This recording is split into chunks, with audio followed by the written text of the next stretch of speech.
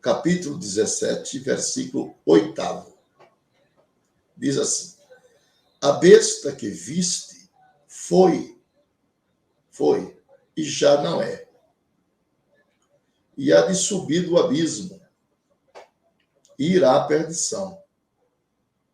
E os que habitam na terra, cujos nomes não estão escritos no livro da vida, desde a fundação do mundo, se admirarão, vendo a besta que era e já não é, mas que virá.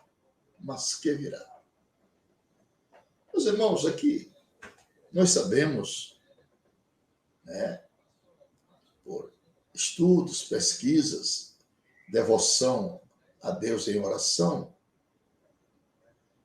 que aqui nós temos 3 tempos ávidos das profecias, ou da profecia, melhor dizendo, atinente a este personagem. O anticristo ele recebe vários títulos, vários designativos. Ele é chamado de o ímpio, ele é chamado de o príncipe que há de vir, com letras minúsculas, ele é chamado de a besta, ele é chamado de o falso profeta, o iníquo, o homem sem lei. Né? Então, são os designativos atribuídos ao anticristo. E nós sabemos que, pelos sinais, pela evidência dos sinais que estão acontecendo na Terra,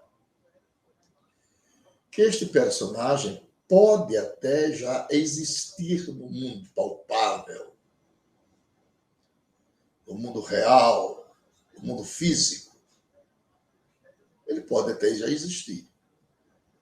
Porém, o que não pode, segundo as Escrituras, é se manifestar agora, enquanto o Espírito Santo e a Igreja estiver na Terra. Isso não pode. Não pode. Porque a Bíblia diz, em Tessalonicenses, que só há um que resiste, até que do meio seja tirado. Vamos ver aqui, segundo Tessalonicenses, capítulo 2. Vamos ver aqui. Segundo Tessalonicenses, capítulo 2, diz assim: porque já o mistério da injustiça opera. Porque já o mistério da injustiça opera. Segundo Tessalonicenses 2, versículo 7. Somente há um que agora resiste, até que do meio seja tirado. Este um que resiste, a sua aparição física, o seu comando, o seu governo, é o Espírito Santo que está com a igreja. É um artigo definido. Só um que resiste até que do meio seja tirado. O Espírito Santo vai ser tirado da terra, ele vai conduzir a igreja aos ares onde Jesus a espera. O Espírito Santo é uma figura tipológica de Eliezer, o mordomo de Abraão, que foi buscar uma moça, uma noiva, uma jovem, uma virgem, para o filho do seu senhor, Isaque. E ele colocou a moça, após aquele episódio no poço, do pedido de água para abastecer os seus camelos, demonstrou a moça muito trabalhadora, ela mesma se dispôs a tirar água para os camelos. E depois de uma boa conversa conceituável, a moça subiu ao camelo e caminhou com aquele mordomo, que é uma representação. O camelo representa o pastor da igreja, na tipologia. Carregando a moça, carregando Rebeca, O pastor conduz a igreja na direção de Eliezer, na direção do Espírito Santo. Então nós temos o camelo, que é uma figura tipológica do pastor da igreja, o anjo da igreja, que Rebeca conduz a igreja na direção do Espírito Santo, que é Eliezer. E vão a esta caminhada até encontrar o filho do seu senhor, Isaque, que estava no campo. Estava no campo. Então, subtende-se que o Espírito Santo conduz a igreja para encontrar o filho do seu senhor no campo, que subtende os ares, onde Jesus espera a igreja, né? Os ares. E depois que, quando ele entrega a donzela para Isaque, a Bíblia diz que Isaque pega a donzela, Rebeca, e leva para a tenda, né, do seu pai Abraão. É assim no arrebatamento. O Eliezer da graça, que é o Espírito Santo, conduz Rebeca, a igreja, até os ares, no campo, onde está o filho do Senhor, o Senhor Deus. Né? E depois ela é introduzida na tenda de Abraão. Então, o próprio Isaque, que Jesus tipologicamente representa, Isaque representa Cristo, ele vai introduzir a igreja na tenda do seu pai, que é nas bodas do Cordeiro. Nas bodas do Cordeiro. Então, são assuntos tipológicos que têm um sentido de alta relevância. Então, só há um que resiste. Voltamos ao texto de 2 Tessalonicenses 2,7. Porque já o ministério da injustiça opera. Somente há um, existe um, que agora resiste até que do meio seja tirado. Aí depois que esse do meio for tirado, que é o Espírito Santo, então o versículo 8 diz, e então será revelado o iníquo. Será revelado o iníquo. Olha aqui, uns designativos, né, e títulos do anticristo. Mas a relevância da profecia parte de onde nós lemos o versículo 8 do capítulo 17 de Apocalipse, que diz, repito, a besta que viste foi, e já não é, e há de subir do abismo e irá à perdição. E os que habitam na terra, cujos nomes não estão escritos no livro da vida, desde a fundação do mundo, se admirarão vendo a besta, que era, e já não é, mas que virá. Então aqui se atribui esta profecia a Roma papal, a Roma imperial. E há 3 tempos hábitos da profecia aqui. Quem era Roma no passado? Detentora do poder. Roma, os pais eram considerados como reis. Os papas eram considerados como reis. E Roma, detentora do poder. Era ela quem constituía rei, era ela quem absorvia, tirava rei, né, depunha, e assim sucessivamente. Roma, ela dominou sobre uma grande parte do mundo, né, no seu tempo, né, no seu tempo ávido. Então, este poder, Roma tinha no seu passado, foi. Aí, o outro verbo diz assim, vamos ver aqui, que era, né, já não é. Então, ela perdeu o seu poder imperial, seu poder de mandato, né, de absolutismo, né, no tempo presente. Ficou só o poder religioso, o poder autocrático sumiu. Mas o terceiro diz, o verbo terceiro diz aqui, terceiro tempo profético, mas que virá, que virá, futuro. Então, foi, não é e será. São 3 tempos ávidos das profecias bíblicas. Então, o anticristo também chamado, cognominado de besta, também cognominado de besta, que é o poder imperial, filosófico e religioso, né, vai assumir este poder logo após o arrebatamento da igreja. Então, na minha compreensão, de onde vem o anticristo? O anticristo vem do futuro Império Romano restaurado. Futuro Império Romano restaurado. Foi, não é, mas que há de vir. Futuro Império Romano restaurado. Né? São as Ligas das Nações que adentrarão a este projeto de restauração.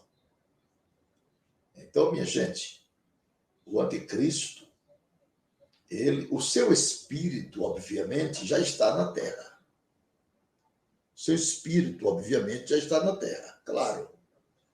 O seu espírito, falsas doutrinas, né? Ecumenismo, olha lá, imoralidade, controle econômico e político dos povos, guerra à família, guerra à palavra de Deus. Né? O espírito do anticristo, ele se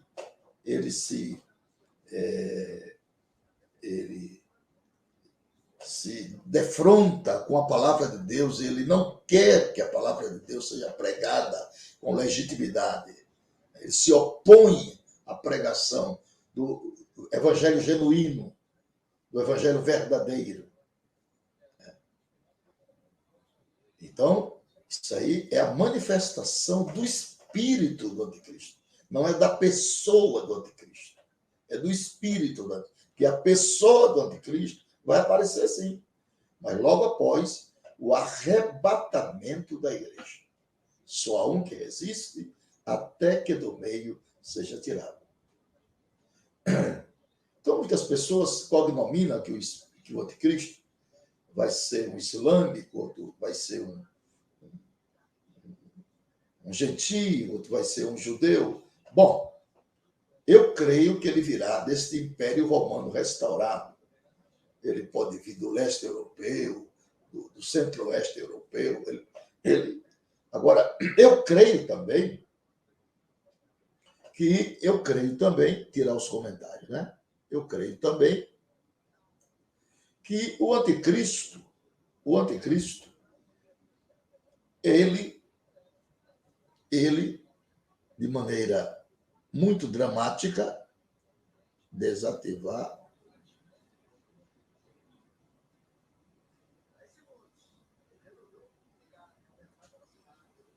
Então, eu creio que o anticristo, não sei aqui como é que vai.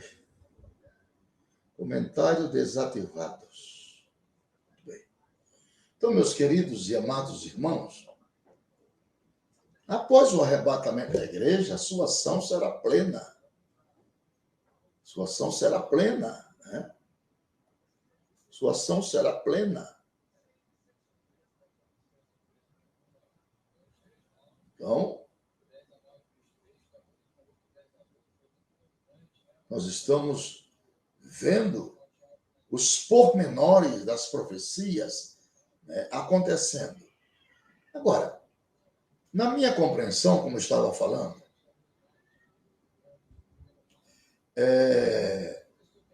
o anticristo,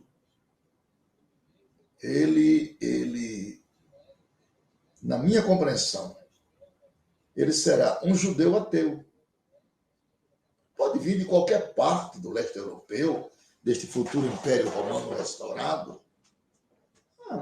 São coisas que Deus não revelou. Você tem suas opiniões, seus pontos de vista. E por que é que eu digo que é um judeu ateu? Eu digo que é um judeu ateu porque como ateu, ele se levanta contra tudo que se chama Deus ou se adore. Entendeu? Ele se levanta contra tudo que se chama Deus ou se adore. E como ateu e como judeu, ele conhece os segredos do culto. Então, eu sou muito prudente com previsões. Quando eu dou um palpite, uma palavra assim, que eu penso, não quer dizer que aquilo vai acontecer. Não, são projeções que todos nós, como seres humanos, temos diante dos sinais, mas não são testemunhos enfáticos. Testemunhos enfáticos é o testemunho da palavra. Então, sobre esse personagem chamado Anticristo, a Bíblia não diz de onde ele vem, como será, de que tribo virá. Né? Cada um tem opiniões vagas, né? Mas ninguém tem uma contundência veraz a respeito disso. É muito temerário. Então, é melhor você ficar com aquela escatologia ultra-ortodoxa, com mais prudência e com mais critério, do que você querer dar uma de sabichão, avançar o sinal e falar besteira. E depois você vai ficar envergonhado com as coisas que você disse e que não se cumpriu. Então tem que ter muito cuidado. Então, para os meus alunos, para as pessoas que me assistem, que depositam, de alguma maneira, alguma confiabilidade nos ensinos que eu ministro, então, eu aconselho que, olha, prudência e caldo de galinha não faz mal a ninguém. Então, é temerário você datar data da vinda de Cristo, dizer quem é o anticristo, de que nação ele virá, quem será. Isso é muito temerário, porque muitos já, como diz aí, né, já caíram do cavalo com essas coisas. Então, não pode fazer isso. Isso cai em descrédito e deixa a matéria vulnerável. Uma matéria tão bonita, deixa a matéria vulnerável, desacreditada pelas pessoas. Então tem que ter muito cuidado para você não datar o dia da volta de Cristo, não dizer enfaticamente quem é o anticristo. Você pode fazer suposições, porque são janelas que Deus não quis abrir dentro da escatologia bíblica para os homens. São janelas que Deus não quis abrir para os homens. Então, meus irmãos, ficamos com aquilo que está absolutamente inserido dentro de uma revelação. Fora disso, são coisas temerárias. Então, se esse irmão que me fez, contou este sonho para mim hoje, e que espera uma resposta,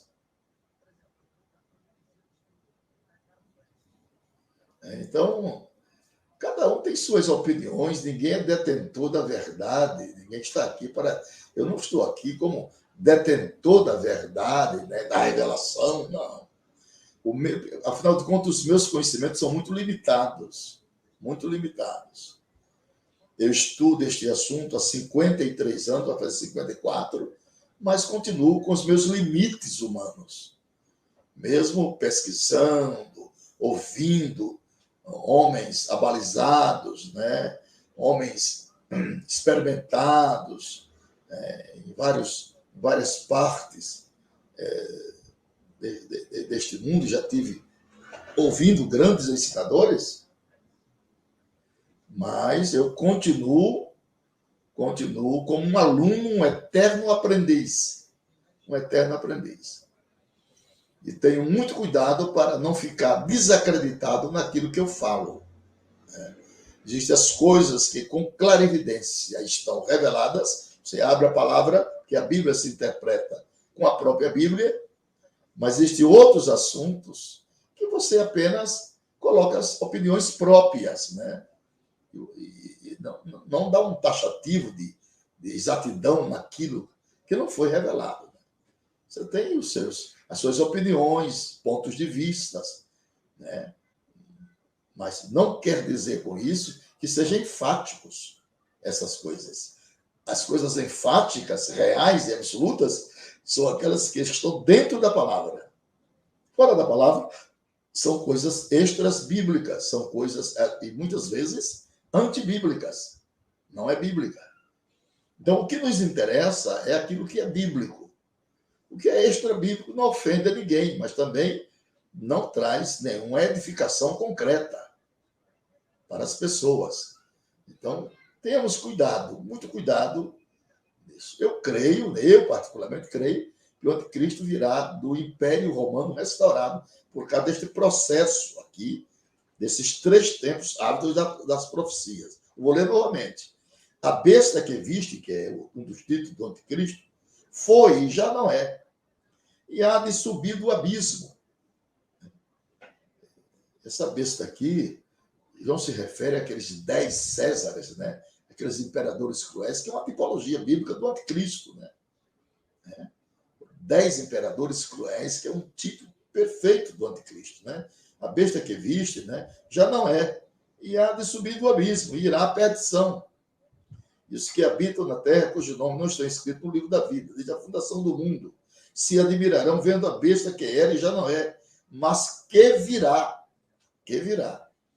Assim como Jesus vai voltar, o anticristo também virá para presidir os destinos dos povos, né, após o arrebatamento da igreja. Então, o mundo hoje clama pelo esse grande déspota mundial, esse grande sábio, né, que vai conduzir o mundo e vai fazer o mundo passar por um processo de uma falsa prosperidade e de uma fictícia paz, né, muito ilusória, que só dura 3 anos e meio também. 3 anos e meio. Depois dos 3 anos e meio, ele mostra quem ele é na realidade sumária. Aí ele vai mostrar o outro lado que estava escondido. Este lado benéfico, aparente, consolidado de paz, que está aqui na feitura desse primeiro cavaleiro aqui do Apocalipse, quer ver? Capítulo 6 de Apocalipse. É chamado de falso profeta, sim, o anticristo, sim. É um dos seus títulos, né? Ao capítulo 6. E havendo o cordeiro aberto, um dos selos, olhei e ouvi um dos 4 animais que dizia, como em voz de trovão, vem ver. E olhei, e eis um cavalo branco, e o que estava sentado sobre ele tinha um arco. Um arco é uma armadura de guerra, né? O arco. Tinha um arco. E foi-lhe dado uma coroa. Saiu vitorioso e para vencer. Saiu vitorioso e para vencer. Jesus é vencedor eterno. Isso aqui saiu vitorioso e para vencer. Então ele vai lançar um torpedo de guerra, né, na história da humanidade, né, a ponto de Jesus vir intervir em uma delas. Primeiro nós temos a citação da batalha de Gog e Magog, Ezequiel 38 e 39. E depois nós temos o Armagedon. Essa de Gog e Magog, quem vai pelejar contra ela é o próprio Pai, é o próprio Deus, Deus Pai. E essa do Armagedon é o Filho, é Jesus Cristo, que vai intervir. Então, meus irmãos, a gente está vendo, analiticamente falando, o cumprimento ávido da história profética. Na humanidade está vendo a avassalação dos sinais, né? Nós estamos vendo que algo está para acontecer, que isso é verdadeiro, que a palavra de Deus não muda, não falha, né? E nós, como crentes em Jesus, estamos aguardando, né? Estamos aguardando este grande acontecimento histórico e profético, que é a vinda de Cristo por ocasião do arrebatamento. Então, meus irmãos, temos cuidado com a matéria escatológica, irmãos. Cuidado. Vocês se lembram que, quando começou a pandemia, deram muitos nomes para o anticristo, né? Primeiro era Emmanuel Macron, aquele primeiro-ministro da França, né? Agora não é mais. Depois disseram que era o presidente Obama, né, quando estava ainda no governo, era o anticristo. E outros dizem que é o filho da Diane, que é o príncipe William. E cada um diz uma coisa. Isso são assuntos temerários, você designar fatos como se fosse verdade. Fato é uma coisa e verdade é outra. Os fatos são relativos. A verdade é absoluta, é granítica, é absoluta, é inquestionável. Então, cuidado para o irmão, no bom sentido, né? O irmão que gosta de ler muito, né? Cuidado com os livros, né? O livro é como peixe. Você tem que saber ler tirando os espinhos. Cuidado para você não se engasgar. E querer que todo mundo aceite uma coisa que não está revelado na palavra. Fique somente com aquilo que está revelado. O lado histórico você pode apresentar também, mas que tem um cunho bíblico, um cunho de apoio bíblico. O príncipe Frederico da Dinamarca, é muita gente que fala besteira. E depois nada disso acontece e as pessoas ficam com a cara no chão. Eu já vi isso acontecer nesses 53, 54 anos que eu sirvo a Deus. Muita gente com a cara no chão nessa área escatológica, de enfatizar coisas e dar veemência a tais assuntos, e depois nada se aconteceu, não se cumpriu, e as pessoas ficam envergonhadas. Né? Quando tem vergonha, ficam envergonhados, é claro. Então, tem muito cuidado, irmão.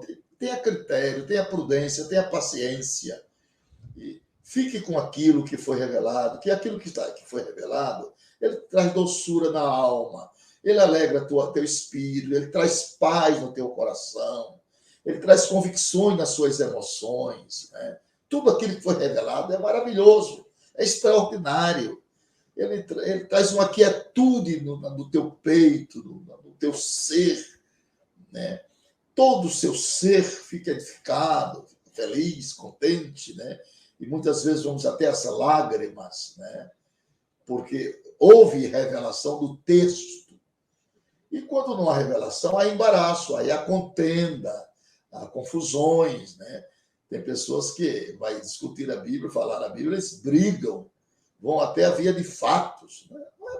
Não é para isso, não é para isso. A palavra de Deus não é para isso. A palavra de Deus é para se tornar um veículo de edificação espiritual para nós. Viu? É para se tornar um elemento de edificação espiritual. Então, tem pergunta que as pessoas me fazem aqui, que eu fico calado, meu Deus, como é que pode essas pessoas fazerem tais perguntas, né? Perguntas sem sentido, incabível, infundável, que não edifica ninguém. Quem foi a mulher de Caim? Isso não edifica ninguém. É tantas coisas que a gente ouve nesses últimos dias, irmãos. E as pessoas estão ficando raquíticas espiritualmente, porque isso não traz crescimento espiritual. Não traz crescimento. Então, ouça os nossos conselhos, né? Ouça os nossos conselhos, os nossos pareceres, né? Respeitando a idade dos mais velhos, que já passaram por vários crivos na própria vida, né? Que amadureceram com o próprio tempo, com o próprio sofrimento, né? Traz amadurecimento, né? A esperança, ela nasce no útero das provações, né? A esperança, ela nasce no útero das provações. Então, mantenha essa esperança pautado na palavra de Deus, naquilo que está inserido textualmente no vocabulário bíblico. Temos um vocabulário bíblico singelo, porém bíblico. Esse que nos interessa. E não nos subversando uns contra os outros para saber quem é que sabe mais. Ufanando-nos uns contra os outros, soberbecendo-nos uns contra os outros. Quem é que sabe mais? Isso é para criança. Isso é para criança. Para gente madura, de calças compridas, já não cai mais nessa esparrela. Né? Ninguém vai me convidar para debates. Jamais na minha vida entrarei para debater com ninguém as Escrituras. Não, senhor. Escritura é para se ensinar. É para se ensinar. A pedagogia da Bíblia é para trazer ensinamento que construa o verdadeiro caráter de Cristo no homem, para trazer ensinamento que vem elucidar a paz no seu interior, que vem elucidar a edificação espiritual na sua alma. Né? A igreja não vai passar pela grande tribulação, é claro, isso aí já falei várias vezes, tem várias lives gravadas. Afinal de contas, eu sou assembleano pré-tribulacionista, com convicção, né? E já falei, mostrei aqui que Apocalipse tem 22 capítulos. 22 capítulos tem Apocalipse. A igreja do Senhor, ela é apresentada, introduzida, né, no capítulo 1 de Apocalipse. E depois ela aparece nos 2 capítulos subsequentes. Ela aparece no capítulo 2 e 3, de Éfeso até Laodiceia. No capítulo 4, nós temos uma tipologia bíblica do arrebatamento da igreja. Capítulo 4, subir cá, é uma tipologia da igreja arrebatada do capítulo 4. Aí a igreja some, ela desaparece do capítulo 5 de Apocalipse até o capítulo 18, nós não temos a igreja mais. Na terra, não. Que ela foi arrebatada no capítulo 4. Por isso que eu sou pré-tribulacionista. O capítulo 5 é o livro da redenção e 600 selos. Não tem mais a igreja aqui. O capítulo 6 do Apocalipse é os 7 selos abertos, começando com a presença dos 4 cavaleiros. Falsa paz, guerra, fome e morte. São ações do anticristo. O capítulo 7 fala do Apocalipse, versa sobre os mártires na glória. Não tem mais igreja, é os mártires. O capítulo 8 e 9 do Apocalipse, os 2 capítulos subsequentes, fala sobre as 7 trombetas. São acionamentos deploráveis de juízos impenitentes de Deus sobre a terra. O capítulo 8 e 9. O capítulo 10 de Apocalipse é o anjo com o livrinho na mão. Subtende-se que aquele anjo é o próprio Jesus.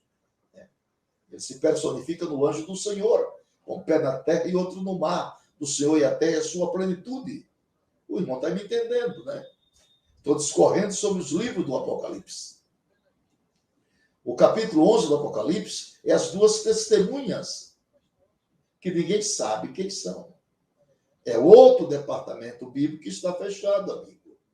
Está fechado. O capítulo 12 é a mulher e o dragão, não tem igreja, ali é Israel. O capítulo 13 é a besta do mar e a besta da terra. Não tem mais igreja na terra. O capítulo 14 do Apocalipse fala sobre 144 mil judeus selados. Não tem mais a igreja. Os capítulos 15 e 16 são os mais terríveis juízos de Deus. São as salvas da ira de Deus. Não tem igreja na terra. O capítulo 17 é esse que eu estou lendo aqui. Eu li o versículo 8, né? Que é a mulher vestida de escarlate, é um sistema filosófico e religioso paganizado. Não tem mais igreja. O capítulo 18 fala sobre as 4 vozes da queda de Babilônia. Não tem mais igreja. Sabe onde é que a igreja vai aparecer? A igreja volta a aparecer, meus irmãos, no capítulo 19. Mas aí ela volta nas bodas do Cordeiro. Já é a festa das bodas. O capítulo 20 é o milênio a igreja, o milênio Israel, o milênio a terra. Jesus já desceu em glória. O capítulo 21 é o sancionamento do trono branco, o juízo final. E o capítulo 22 está ali pautada as 7 glórias matinais de Jerusalém. Então, meus irmãos, o povo hoje em dia gosta muito de brigar, de confusão, né? De discussões assíduas, né? Se ostentando um contra o outro. Né? Não conta comigo, meu irmão. Eu não tenho mais nem idade para isso. Né? Eu quero viver em paz com todas as pessoas, respeitando a todas as pessoas. Mas volto a repetir, o conhecimento que eu tenho é muito limitado, muito limitado. Eu falo pela misericórdia de Deus, eu ensino pela graça de Deus, pela bondade de Deus. Não tem nenhum mérito em mim para isso. Né? A bondade de Deus me trouxe até aqui e a misericórdia de Deus me trouxe até aqui. Não sou nada de doutor em Bíblia, nem nada disso. Sou um crente em Jesus, que procuro servir a Ele da melhor maneira que eu acho possível, né? Com transparência, com sinceridade e com dependência, né? Sempre dependendo do Senhor para sobreviver os dias maus, né? Nesses quase 54 anos, que vou completar 54 anos em agosto, de ministério. Então, a gente fica, né, sempre querendo aprender mais e mais do Senhor Jesus. Então, meus irmãos queridos, não contem comigo. Se aqui nas nossas lives tem alguma pessoa que gosta de fazer contenda, de debate, não conta comigo. Procure outra pessoa, irmão, para debater. Comigo, não. E pela graça de Deus, eu sou um ensinador limitado. Um ensinador bíblico limitado. Gosto de ler a palavra, eu gosto de sempre estar aqui no meu escritório. Tem 3 lugares sagrados aqui na minha casa. Que é o meu quarto de dormir, a minha cozinha de fazer refeição e o meu escritório, onde aqui eu leio a palavra, onde aqui eu busco o Senhor, né, para servi-lo melhor, servi-lo melhor. Então, meus queridos e amados irmãos, o anticristo, voltando ao texto aqui de Apocalipse 17, vamos ler novamente o versículo 8. A besta que viste foi, né, e já não é. E há de subir do abismo. Vai subir do abismo. E irá à perdição. E os que habitam na terra, cujos nomes não estão escritos no livro da vida, vírgula, desde a fundação do mundo, se admirarão vendo a besta que era no passado. E já não é no presente, mas que virá no futuro. No futuro. Então, o futuro nós estaremos com Jesus. No futuro estaremos com Jesus, né? Então, nós precisamos sempre nos adequar ao ensino que nos traz paz. A palavra de Deus nos traz alegria nas nossas emoções, gozo na nossa alma, não é? Toda vez que lemos a palavra de Deus, eu deixo os comentários aí, porque isso é democrático, né? Se eu quisesse, eu tirava os comentários, ficava só falando. Mas eu deixo aí, né, democraticamente. E tem uns que eu respondo, porque são comentários edificantes, tem outros que as coisas que me servem, eu fico, né? Eu retenho para mim. As que não me servem, a gente vai descartando para viver melhor. Nada de se ostentar contra ninguém. Vive em paz, irmão. Naquilo que depender de você, tenha paz com todos os irmãos. Quando você morrer, você não vai ser uma pessoa temida. Aqui tem uma pessoa temida, não, aqui tem uma pessoa querida, uma pessoa que deixou saudade. Amém. Então, meus queridos e amados irmãos, eu acho que já tem mais de 1 hora com esta live, e agora eu quero falar o nome de alguns irmãos que estão aqui, né? A quem eu presto minha homenagem e desejo as mais profundas bênçãos de Deus sobre cada um de vocês que estão aqui no Face e que estão aqui no Instagram, né? Vocês é a causa de minha alegria, né? É a causa da minha felicidade e de minha alegria. Deus abençoe a todos vocês. Muito obrigado por estar conosco. Desejo para todos o voto de um feliz ano novo, com as mais ricas bênçãos de Deus, prosperidade, saúde e muita paz. É o que eu desejo para todos vocês. E nada melhor do que concluir a nossa live com oração. Senhor Deus e Pai, te agradecemos por estas 2 lives do Instagram e do Facebook. Continua abençoando os teus filhos, dá para todos eles, para todos nós, em 2022, com as mais repletas bênçãos do Senhor. Nos guarde e continue cuidando de nós, da nossa família, nos dando saúde, uma vida de paz, e que possamos esperar Jesus voltar a qualquer momento, em plena comunhão com o teu Espírito Santo e em paz com todos os irmãos. Nós te louvamos com gratidão, no nome do Senhor Jesus. Amém. Deus abençoe a todos vocês.